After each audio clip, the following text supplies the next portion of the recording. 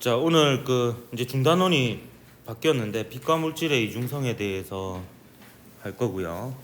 그 중에서 오늘은 이제 빛의 이중성에 대해서 할 건데 이중성이어 가지고 요런 그림을 한번 가져와봤습니다. 약간 앞모습인 것 같기도 하고 옆모습인 것 같기도 하고 그냥 그렇습니다.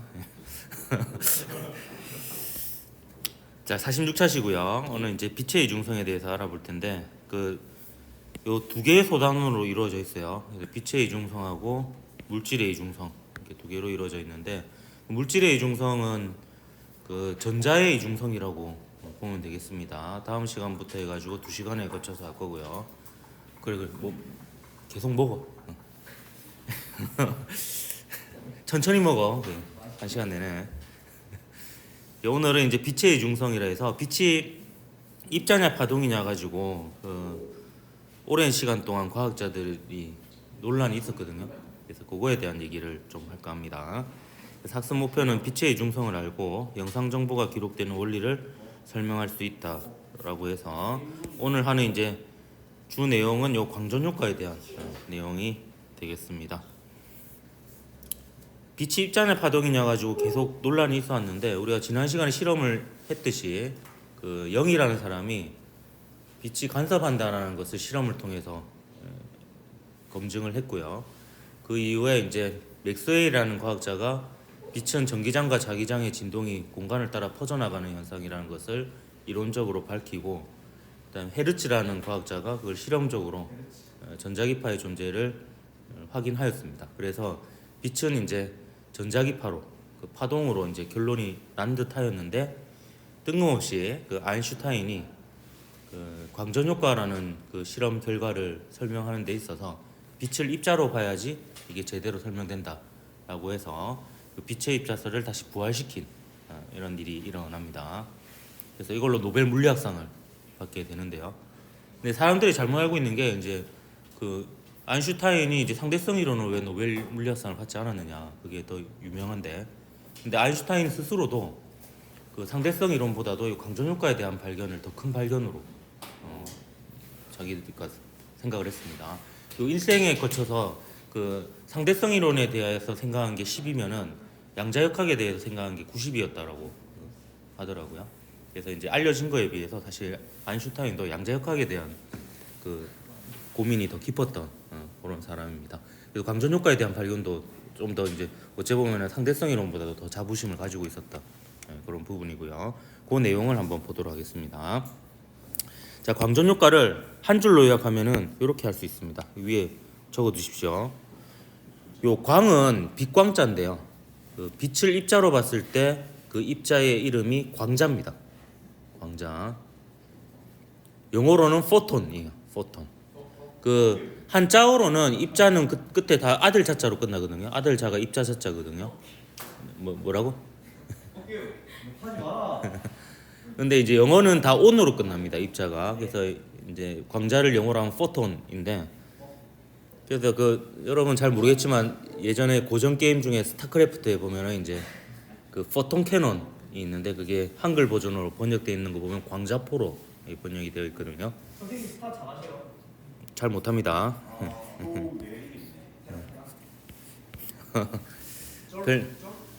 스타크래프트 해봤어? 네, 제가 별명이 질럿의 아버지였어요. 네, 질럿만 뽑는다고. 안 해본 사람은 무슨 말인지 모르지. 이게 광전 효과는 뭐냐면 금속에 빛을 비추었을 때 전자가 튀어나오는 거거든요. 근데 이 현상을 아인슈타인이 어떻게 해석했냐면 빛을 입자로 보고요. 그 입자인 광자와 그다음에 금속 안에 있는 전자의 1대1 충돌로 보았습니다. 그래서 저도 처음부터 이 방식대로 설명을 하겠습니다. 이 광전 효과를 광자와 전자의 1대1 충돌로 설명을 할 거예요. 일단 거기에 앞서 지금 입자냐 파동이냐는 좀 어떤 특성이 있냐면은 교과서 170쪽에 있는 그림인데요. 자, 소리나 파도 같은 파동의 바디에 부딪혔을 때 일어나는 현상하고요. 야구공이 바위에 부딪혔을 때 일어나는 현상이 좀 다르죠.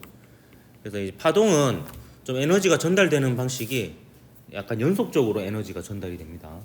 근데 그에 비해서 입자는 충돌을 통해서 한 번에 순식간에 그냥 한 번에 이제 에너지가 전달되는 그런 특징이 있어요. 그래서 광전 효과는 이제 이런 현상보다는 이런 현상이 일어난다라는 게 이제 기본적인 방향입니다. 그래서 광자와 전자의 1대1 충돌로 일단 제대로 먼저 설명을 해보고 이게 왜 파동으로는 설명이 안 되는지에 대해서 추가적으로 설명을 하도록 할게요. 우선 요 실험 과정에 대해서 좀 설명을 하도록 하겠습니다. 그러면 다행히 컬러로 받았죠? 예. 요 빨간색으로 적혀 있는 거하고 파란색으로 적혀 있는 게 의미가 좀 다릅니다. 이불로 구분해 놓은 거예요. 요 빨간색으로 적혀 있는 것은 그 실험하기 전에 세팅하는 값들이라고 보면 됩니다. 실험하기 전에 이제 조절하는 것, 세팅하는 값들이고, 요 파란색 값은 이제 실험 결과로서 측정하는 값들이다라고 보면 되겠습니다. 단색광을 요 금속판에 비추어서 이 금속판에서 전자가 나오는 실험이 되겠습니다.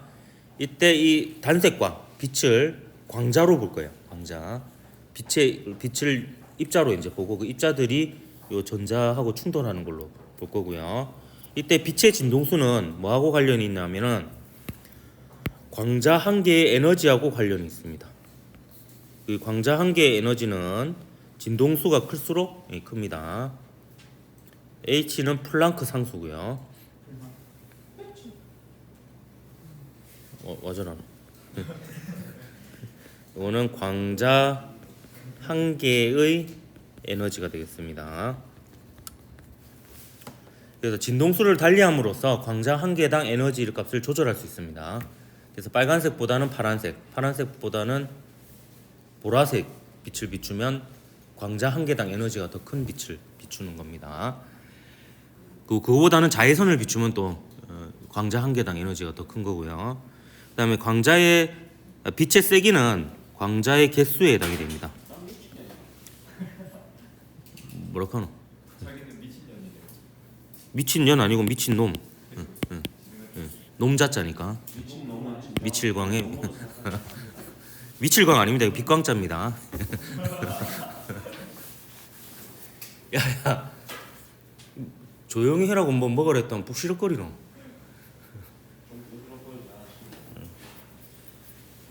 자, 그 다음에요.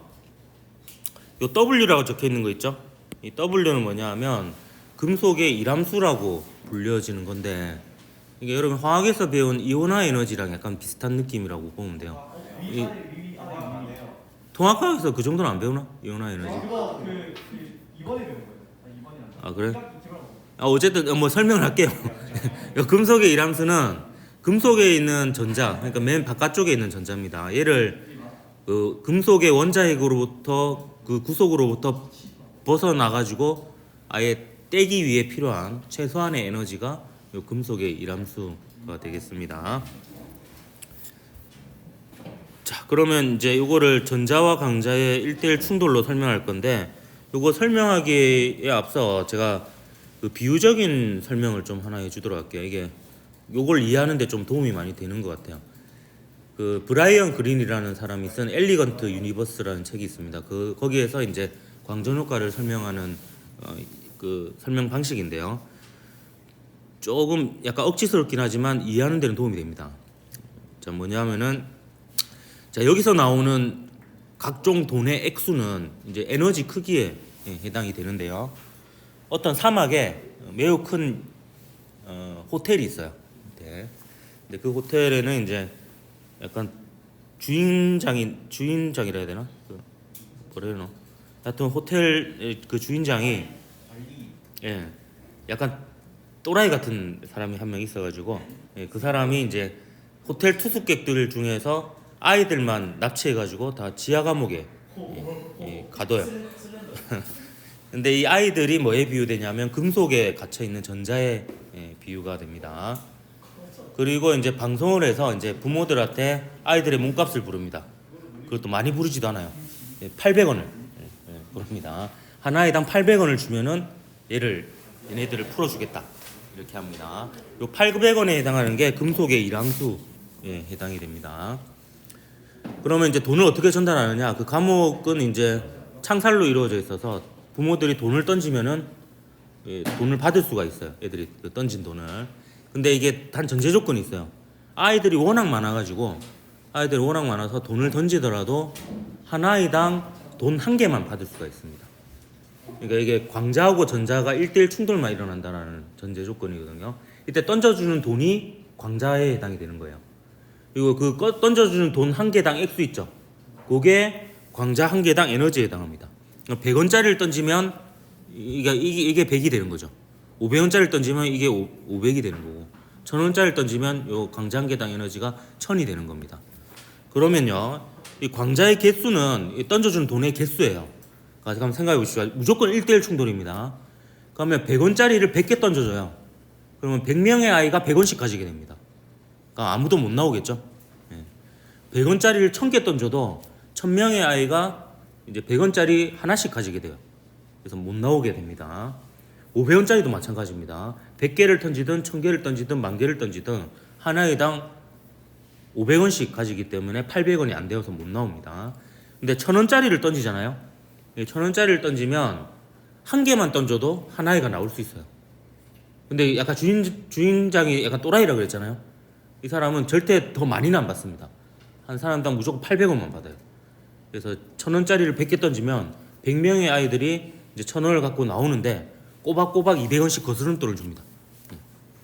그럼 그 아이들이 받는 거스름돈이 튀어나온 전자의 최대 운동 에너지에 해당이 되는 그런 비유적인 표현인데 이걸로 광전 효과의 그 결과를 다 쉽게 설명을 좀 할 수가 있어요. 자, 그러면 그렇게 약간 여기면서 이걸 다시 한번 보도록 할게요. 여기다가 이제 광자를 쏩니다. 돈을 던져주는 거죠. 그럼 여기에 갇혀 있는 아이들 전자가 이렇게 튀어나올 거예요. 그럼 걔네들이 요 P점을 지나서 여기 전류계를 통과하면은 요 전류로 측정이 되는 거예요. 그래서 이 광전류는 어떤 의미를 가지냐면 튀어나오는 전자의 개수, 그러니까 그 돈을 받고 탈출하는 아이들의 명수에 해당이 됩니다. 그래서 광전류가 세게 측정된다. 아, 그럼 전자가 많이 튀어나왔다 라는 결과가 되는 겁니다. 광전류가 약하다. 그럼 전자가 많이 못 튀어나왔다. 광전류가 0이다. 그럼 전자가 아직 하나도 못 튀어나왔다. 뭐 이렇게 볼 수가 있는 겁니다.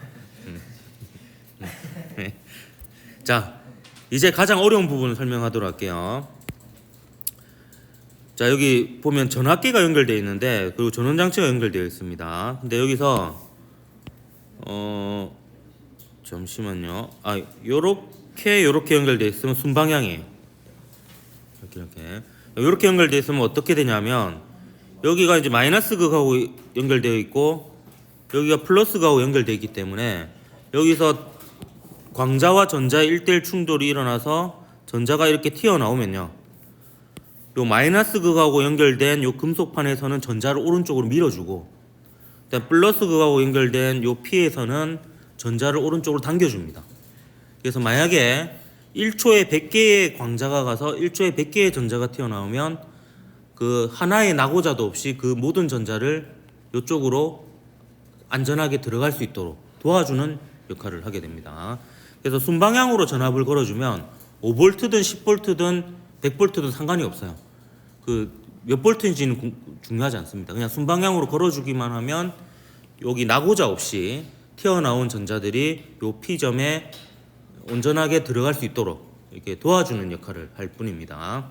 그래서 이제 요 전류계에 나타나는 전류값으로 튀어나오는 전자의 개수를 측정할 수 있게 도와주는 역할을 하게 되는데요. 근데 그 역할만 하는 게 아닙니다. 이게 순방향이라 했죠. 근데 요렇게 되면 역방향이 됩니다. 그래서 역방향으로 전압을 걸어줘요. 역방향으로 전압을 걸어주면 어떤 일이 일어나느냐? 자, 부모들이 돈을 던져서 애들이 돈을 갖고 나옵니다. 그러니까 전자가 이렇게 튀어나와요. 튀어나오는데 이렇게 걸어주면 여기서는 이제 플러스가 연결되니까 얘가 오른쪽으로 갈락하는데 잡아 당깁니다. 그리고 마이너스하고 연결된 이 부분에서는 얘가 여기로 들어가려고 하는데 막아서게 돼요.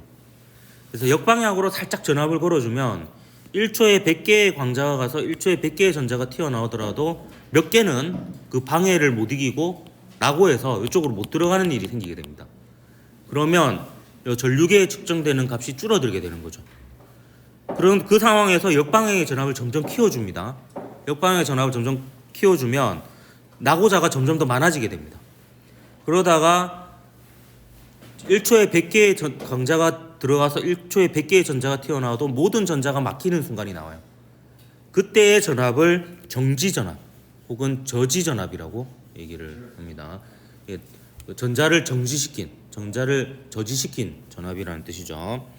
그래서 광전류가 0이 되는 순간에 역전압의 크기가 요 정지전압인데, 요 정지전압의 크기에 비례하는 게 바로 튀어나오는 전자의 최대 운동에너지. 아까 200원 있죠? 그 거스름돈에 해당이 되겠습니다. 최대 최대 운동에너지.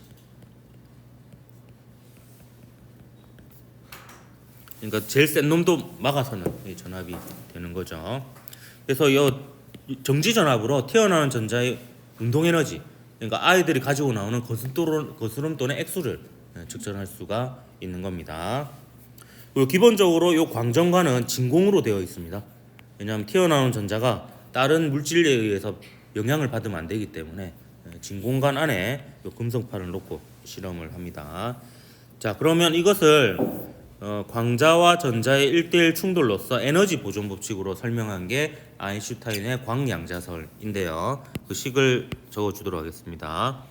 광자 한 개당 에너지는 플랑크 상수 곱하기 빛의 진동수가 되는 거고요. 요거는 이게 1,000원짜리를 던졌다 하면 이게 1,000원이 되는 겁니다. 이게. 그다음에 W가 800원이에요. 통행료 800원. 그러면 1,000원짜리를 던지면 한 아이당 이제 800원씩 주인이 가져가고 나머지 200원을 들고 나오죠. 그게 튀어나온 전자의 최대 운동 에너지에 해당이 됩니다.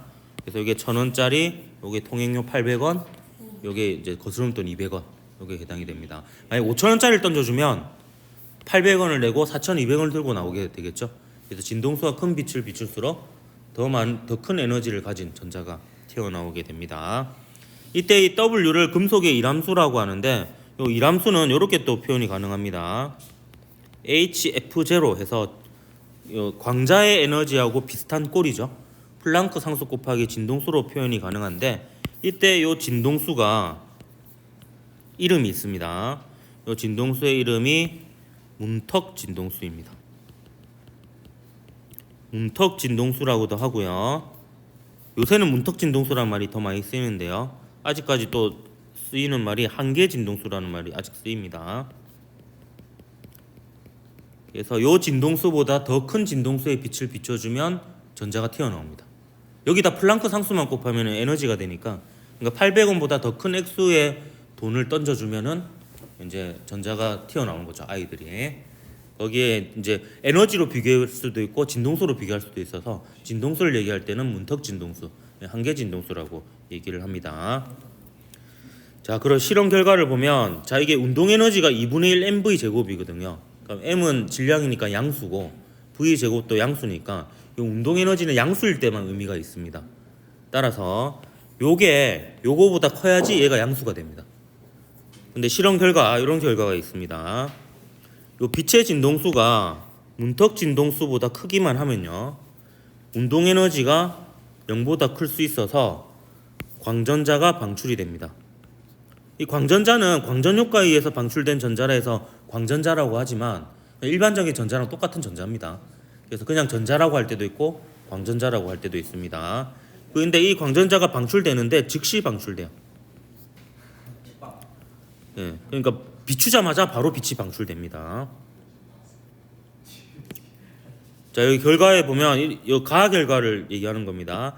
특정 진동수보다 큰 진동수의 빛은요, 그러니까 800원보다 큰 돈을 가진 돈을 던지면 그 세기하고 관계없이, 그러니까 1초에 1개를 던지던 1초에 100개를 던지던 1초에 1000개를 던지던 그 세기하고 관계없이 비추는 즉시 방출돼요. 이건 왜냐하면 입자 대 입자의 1대1 충돌이 일어나기 때문이에요. 입자는 아까 얘기했듯이 에너지를 불연속적으로 한 번에 전달한다 했잖아요. 그렇기 때문에 돈을 받자마자 나올 수 있는 겁니다. 에너지가 불연속적으로 전달되어야지만 가능한 결과입니다. 이게 파동설로는 이건 설명이 안 되는 부분이에요. 파동은 뭐냐 하면 이게 1,000원을 한 번에 주는 게 아니고 1, 2, 3, 4, 5, 6, 7, 8, 9, 10 이렇게 연속으로 에너지를 주는 거예요. 그렇기 때문에 800원까지 에너지가 찰 때까지 걸리는 시간이 있습니다. 파동이 에너지를 전달하려면요. 그렇기 때문에 시간 지연이 있어야 돼요. 그러니까 빛을 비추고 조금 있다가 전자가 튀어나와야 돼요. 에너지를 축적하는 시간이 필요하기 때문에.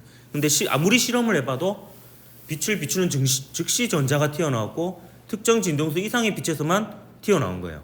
만약에 파동이면 특정 진동수 이하라도 오랫동안 비추면 계속 연속적으로 에너지를 받아서 800원이 축적되면 나올 수 있어야 됩니다. 근데 이제 그런 일은 일어나지 않는다라는 거예요. 그래서 이 가의 결과는 빛의 입자성으로만 설명이 가능합니다.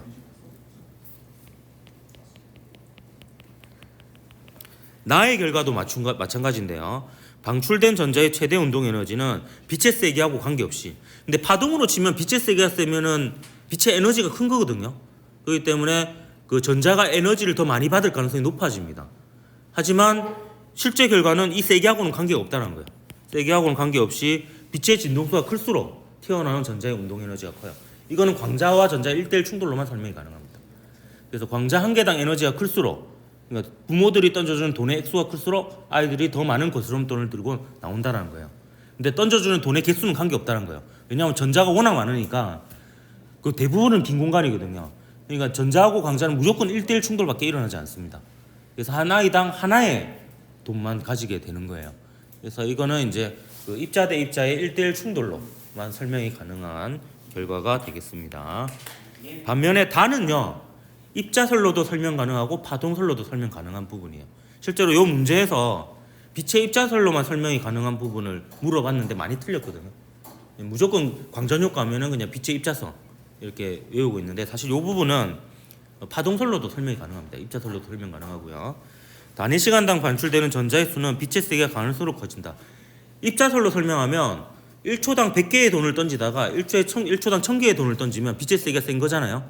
그러면 나오는 아이들의 숫자도 많아지는 거예요. 그래서 입자설로도 설명됩니다. 근데 파동설로도 설명 가능한 게, 파동의 에너지는 빛의 세기가 셀수록 에너지가 크거든요. 그러니까 파동의 에너지가 크면 당연히 전자가 에너지를 축적해서 나올 가능성이 높아집니다. 그렇기 때문에 전자가 많이 튀어나온다 이렇게 얘기할 수가 있어요. 그래서 이 다의 결과는 입자설로도 설명 가능하고 파동설로도 설명 가능하지만, 왜 광전효과를 빛의 입자성을 나타내는 실험 결과로 보느냐, 요 가와 나의 결과는 빛의 입자성으로만 설명이 가능하기 때문에 광전효과는 이제 빛의 입자성을 나타내는 대표적인 현상이다 이렇게 볼 수가 있습니다. 그래서 그 실험 결과를 정리하면요, 튀어나오는 전자의 에너지, 그러니까 본인이 가지고 나오는 거스름돈이죠. 그거는 뭐에 비례했었냐면 정지전압에 비례했습니다. 요거는 그 광자의 에너지에 비례한다는 결과가 나와요.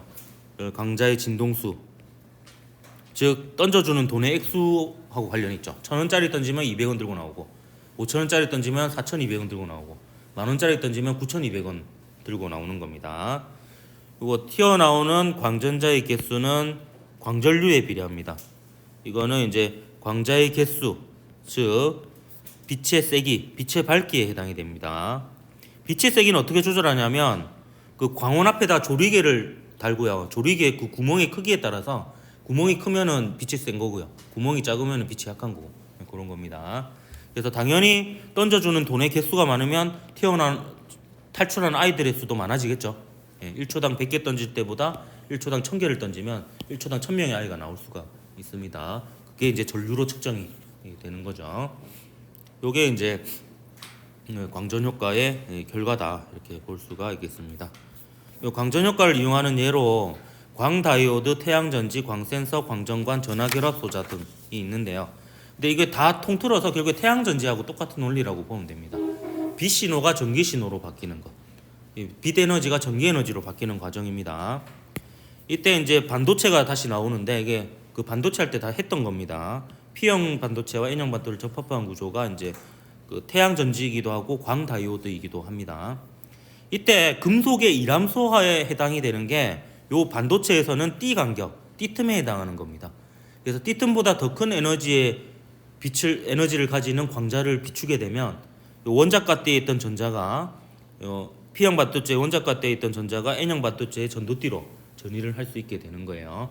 이 일이 계속 일어나면 P형에는 양공이 쌓이게 되고 N형에는 전자가 쌓이게 되니까 플러스 전하가 쌓이고 마이너스 전하가 쌓이니까 이게 회로를 따라서 전자가 이 방향으로, 그다음에 양공이 이 방향으로 흐를 수가 있는 겁니다. 계속 쌓이니까 계속 밀어내겠죠. 그래서 이제 회로에 흐를 수가 있는 겁니다. 그래서 이제 빛 신호가 전기 신호로, 빛 에너지가 전기 에너지로 바뀌는 거라고 보면 됩니다. 이걸 이용한 대표적인 예가 도난경보기가 있습니다. 이 회로를 잘 보면 여기가 이제 광전관이 있고요. 여기 전자석이 있습니다. 그래서 이게 빛이 계속 들어오면요, 이 전자석에 전류가 흐르기 때문에 이게 자기력으로 이 금속 마대를 당깁니다. 이게 이제 용수철의 탄성력보다 크면 이제 자기력으로 해서 당겨져 가지고 이 회로가 끊기게 되죠. 그래서 여기는 이제 소리가 안 나게 되는데, 도둑놈이 와가지고 이걸 지나가게 되면 빛이 끊기죠. 빛이 끊기니까 광전 효과가 차단 안 일어나게 되고, 순간적으로 관전류가 흐르지 않기 때문에 이 자기력이 사라지고 요 탄성력 때문에 얘가 다치게 됩니다. 그러면 이제 요 경보기가 울리게 되는 이런 구조가 이제 도난 경보기입니다. 그래서 광전 효과를 이용한 예가 되겠고요. 화재 경보기도 마찬가지인데요. 화재 경보기는 어떤 일이 일어나냐면, 만약에 연기가 없을 때는 빛이 이쪽으로만 갑니다. 이쪽으로만 가고, 여기에 금속판이 있어요. 광 센서가. 금속판이 아니고 이제 반도체죠. 광다이오드, 광 센서가 있는데, 여기 만약에 연기가 들어오게 되면 그 연기에서 빛이 산란되어 가지고 이쪽으로만 가지 않고 이쪽으로 산란된 빛이 생기게 돼요. 그다음에 산란된 빛이 여기에 광전 효과를 일으키게 되면 이 회로가 작동하게끔 되어 있습니다. 그래서 이제 연기가 발생하면 화재 경보기가 울리는 게 이제 광전 효과가 일어나서 이런 화재 경보기가 울리게 됩니다. 자, 이러한 그 광다이오드를 촘촘하게 작게 만들어서 촘촘하게 받은 게 CCD입니다. 전화결합소자라고 하는 건데요. 디지털 카메라고 보면 됩니다. 전부 다. 뭐 디지털 카메라, 자동차 후방 카메라, 스캐너, 내시경, 천체망경 전부 다 디지털 카메라라고 보면 됩니다. 이거 CCD입니다. CCD. 이 CCD로 컬러 영상을 이제 저장하게 되는데, 사실 CCD 자체는 그 빛의 세기만 측정이 가능한데요. 근데 그 CCD 각각마다 이제 빨간색, 초록색, 파란색 필터를 달면 각각 빨간색 빛의 세기, 초록색 빛의 세기, 파란색 빛의 세기를 각각 측정할 수 있어서 그걸 조합하면 이제 컬러 영상이 되는 겁니다. 왜?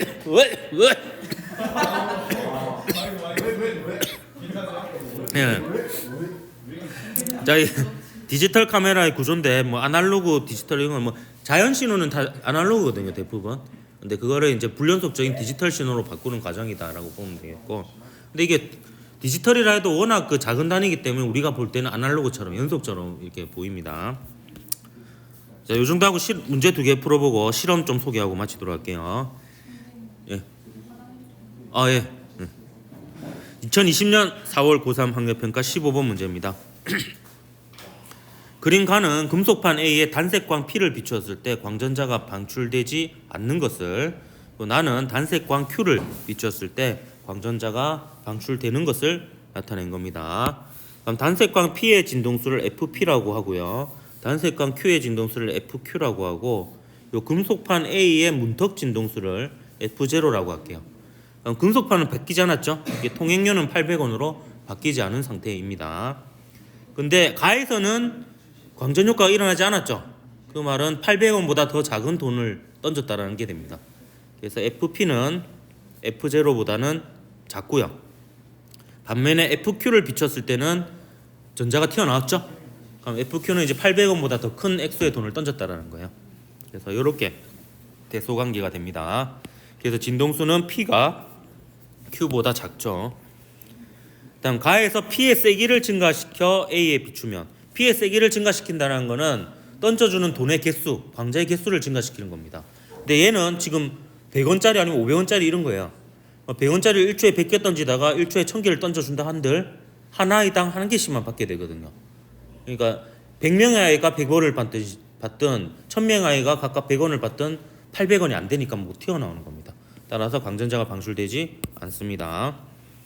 다음에 나에서 광전자가 방출되는 것은 빛의 입자성을 보여주는 현상이죠. 광전 효과 하면 빛의 입자성하고 바로 연관 지으면 되겠습니다. 그래서 기억 디귿에서 3번이 답이었습니다. 자, 2021년 11월 수능 7번 문제 볼게요. 그림 가는 단색광이 이중슬릿을 지나 금속판에 도달하여 광전자를 방출시키는 실험을, 나는 가의 금속판에서의 위치에 따라 방출된 광전자의 개수를 나타낸 것이다. 점 OP는 금속판 위의 점이다 해서, 자, 요거는요 좀 문제를 융합시킨 거예요. 단색광을 이중슬릿에 비췄을 때 이렇게 그 간섭 현상이 일어나는 것은 빛의 파동성인데요. 근데 여기다가 그 스크린을 놔두지 않고 금속판을 놔둠으로써 튀어나오는 전자의 개수를 측정했거든요. 그럼 여기서는 광전 효과가 일어나는 거죠. 그래서 여기서 일어나는 것은 또 빛의 입자성을 나타내는 부분이 돼요. 그래서 빛의 파동성과 입자성을 동시에 보여주는 실험이라고 볼 수가 있겠습니다. 그래서 단색광의 세기를 증가시키면 던져주는 돈의 개수를 증가시키는 거죠. 1초당 100개 던지다가 1초당 1000개 던지는 겁니다. 그럼 O에서 방출되는 광전자의 개수가 증가하겠죠. 도달하는 광자의 개수가 많아지면 튀어나오는 전자의 개수도 많아지게 됩니다. 금속판의 문턱 진동수는 통행료죠. 단색광의 진동수보다 던져주는 돈의 액수보다 작죠. 그렇기 때문에 아이들이 통행료를 내고 거스르는 돈을 들고 나올 수가 있는 겁니다. 그다음 P에서 단색광의 상세 간섭이 일어난다. 저 P 좀 볼까요? 여기 전자가 튀어나오지 않고 있죠. 그 말은 이제 빛이 도달하지 못했다, 상쇄되었다라고 이렇게 볼 수가 있는 부분입니다. 그래서 D것도 맞아서 5번이 답이었던 문제고요. 요 광전 효과에 대한 간단한 실험 하나 소개하고 좀 마치도록 할게요. 다음 시간에 실험하나요? 아닙니다. 이거 시간이 없어서 생략하고 넘어갈 겁니다.